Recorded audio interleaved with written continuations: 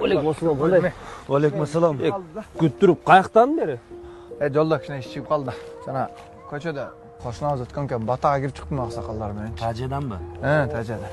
Кешик алып чыккандырсың а, курсак ачты эле. Дерчи, эмне бар экен? Бизде курк жок го. О, эт бар турбайбы? Жок эмен жебейм.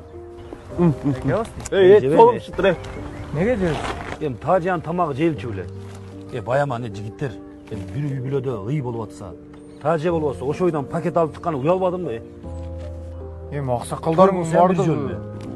Себет бөлүндү, кыскасы мага да пакет берди. Ала келдим. Эми чоңдор жеп атат бизде эле. Мен илгертен эле жеп келген да, барды эле жеп келип атышат, жей беришет. Эми мейли, мисалы эми өлүм кокустан келет турабы?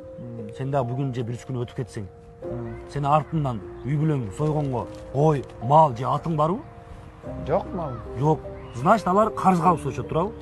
А балким бул үй бүлө дагы карыз калып союп аткандыр. Эмне кереги бар таже болгон үйдө карызга киргизип? Эми илгертен эле жеп келип атышат го, жей беришет. Илгертен жеп келгендер өздөрүнө жооп берет. Сен өзүңө жооп бересиң. Азыр сен токтотсоң, Кадыр токтотсо, мен токтотсом ушу нерсе токтойт. Таже болгон жерден нано дегенге уруксат жок керек болсо.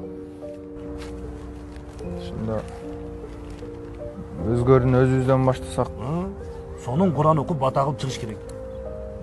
бизден кийинкилер оңолобу? Буюрса, Туура, бирок өзгөрүн өзүбүздөн башташыбыз керек. ошондой кылалы жигиттер, а? Крам тура айтат.